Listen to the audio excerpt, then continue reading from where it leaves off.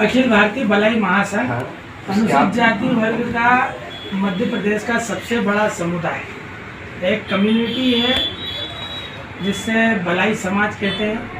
और भलाई समाज का राष्ट्रीय अध्यक्ष होने के नाते शोषित, वंचित, दलित, आदिवासी और वे सब कमज़ोर लोग जो सहायतार्थ रहते हैं, जब निर्बल लोगों के साथ में जो अत्याचार होता है, उनके लिए लगातार काम करने का एक छोटा सा प्रयास रहता है।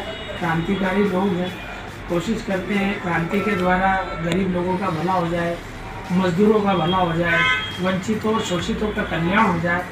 इस भावना के साथ हमारा लगातार प्रयास रहता है कि किसी के साथ अन्याय नहीं हो, किसी के साथ अनाचार नहीं हो, किसी के साथ अत्याचार नहीं हो। हमने देखा कि आप केवल भलाई समाज का ही काम नहीं करते, सभी जो समाज है, सर्व समाज, सभी समाज का काम कर रहे हैं। तो बाबा साहब अम्बेडकर का ये कहना था, अंतर्राष्ट्रीय स्तर पर यदि अगर भारतीय मुद्दों की बात होगी तो हमारे लिए राष्ट्र प्रथम है, और राष्ट्र प्रथम, राष्ट्र बाद में कास्ट, ऐसा हमारा मानना भी है। तो राष्ट्रीय स्तर पर या अंतर्राष्ट्रीय स्तर पर सबसे पहले हमारा परिचय जो है वो भारतीय के रूप में, एक इंडियन के रूप में। दूसरा, अगर धार्मिक रूप से आप देखते हैं तो हम जो है एक हिंदू परंपरा को जीते हैं और धर्म से हम सनातनी हैं। और वैसे जातियाँ हर धर्म में पाई जाती है, केवल हिंदू समाज में नहीं। आप यदि इस्लाम को मानने वालों में देखोगे तो इस्लाम में जो जातियाँ हैं वो रंगरेज है, हेला है, छिपा है, शेख सैयद पठान है, पिंजारा है। तो इस तरह की वहाँ पर भी बहुत सारी जातियाँ हैं। हमारे यहाँ भी बहुत सारी जातियाँ, हमारे यहाँ 6743 जिस जातियाँ प्रकार से जन सेवा कर रहे हैं, उससे ऐसा प्रतीत होता है कि मध्य प्रदेश में 2029 में जो विधानसभा चुनाव होने जा रहा है, यहाँ पर 70 विधानसभा सीटें बढ़ रही हैं, यानी कि अभी 230 से 300 होने वाली। तो आप किसी भी विधानसभा से दावेदार हैं? नहीं, ये जानकारी मुझे आपसे मिली थी कि विधानसभा सीटें सही जानकारी आपको दे रहे हैं, सटीक जानकारी है। और मेरी राजनीतिक अभिलाषा भी नहीं है कि मेरा कोई राजनीतिक पद मिलेगा। देखो, जन सेवक का काम है सेवा करना, और सेवा करने के लिए किसी पद की आवश्यकता नहीं होती, मन के भावों की आवश्यकता होती है। आपके अंदर आपके भाव होना चाहिए सेवा करने के, कि आप किसी के लिए कुछ कर सकते हैं, है ना। जैसे भगवान श्री राम जी कहते हैं, पर हित धर्म सरिस नहीं भाई, और पीड़ा सम नहीं अजमाई, अर्थात परमार्थ को सबसे बड़ा धर्म का स्वरूप उन्होंने कहा।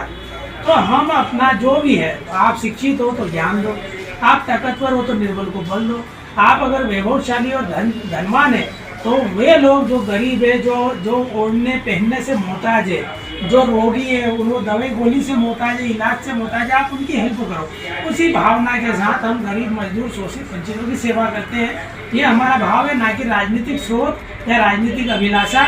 ये सब परिस्थितियों पर निर्भर करती है, आज हो, कल हो, परसों हो, जब भी यदि कभी। वैसे हमारी अपेक्षाएं नहीं है, किंतु अगर अवसर मिलेगा तो हम मना भी नहीं करेंगे, क्योंकि हम कोई संत तो है नहीं, है तो गृहस्थ।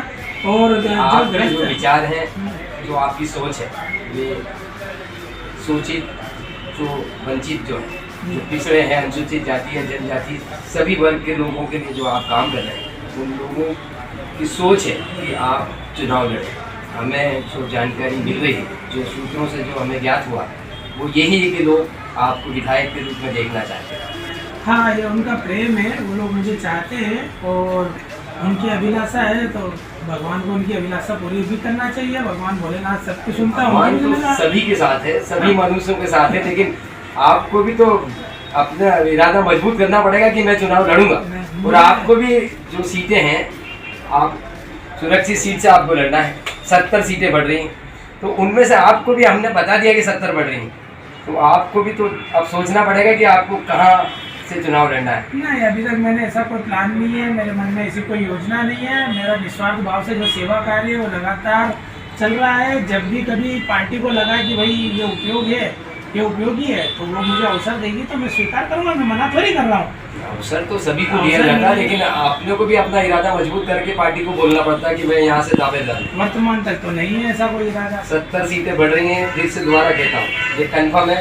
मध्य प्रदेश में 300 विधानसभा सीटें होंगी, और भारत के अंदर लोकसभा की सीटें कम से कम 850 हो जाएगी। तो इसलिए सीटें बढ़ रही हैं। अच्छा है मेरे लिए क्या सभी के लिए ये अच्छी बात है। आपने मुझे जानकारी दी, ये उसके लिए बहुत अच्छी बात है। और मैंने आपको ये जैसा कि फिर से मैं आपको रिपीट कर रहा हूँ कि वर्तमान जब हम आप दोनों आपस में बात कर रहे हैं, अभी तक मेरा कोई इरादा नहीं है, ना ही मैंने ऐसी कोई सीट चूज़ करी है। आप मेरा FB उठा के देख लो, इंस्टाग्राम पेज उठा के देख लो, मैं समग्र मध्य प्रदेश में, अभी तो समग्र हिंदुस्तान में, राजस्थान हो, उत्तर प्रदेश हो, बिहार हो, मैं सब दूर जगह काम करने जाता हूँ। दिल्ली में काम करने जाता हूँ, मैं महाराष्ट्र में काम करने जाता हूँ, बाकी निस्वार्थ भाव से काम करने जाता हूँ। उसके एवज में कोई अभिलाषा नहीं रखता हूँ, क्योंकि भगवान श्री कृष्ण कहते हैं कर्मण्येवाधिकारस्ते माँ फलेषु कदाचन माँ कर्मफल हेतुर्भुर्माते संगो सत्व कर्मणि। अर्थात हे अर्जुन, तेरे भाग्य में केवल कर्म करना है, फल कब कैसे देना है परमात्मा जानता है। तो भगवान कृष्ण चाहेंगे उस समय फल दे देंगे।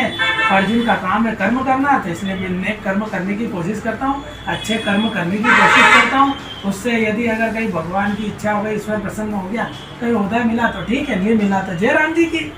आपका आभार प्रकट करता हूँ, एक दलित जाति से होते हुए भी जो आपका ज्ञान है गीता के प्रति वो अभूतपूर्व है।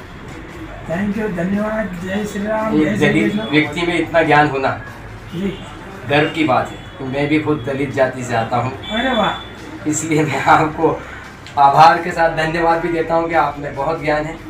यही ज्ञान आपको इस इंदौर शहर के आसपास ही सही, लेकिन विधायक आपको अवश्य बनाएगा। इतना ज्ञान होने के बाद आपको पूरी विश्वास के साथ कोई भी सीट नहीं चाहिए। ज्ञान और शिक्षा की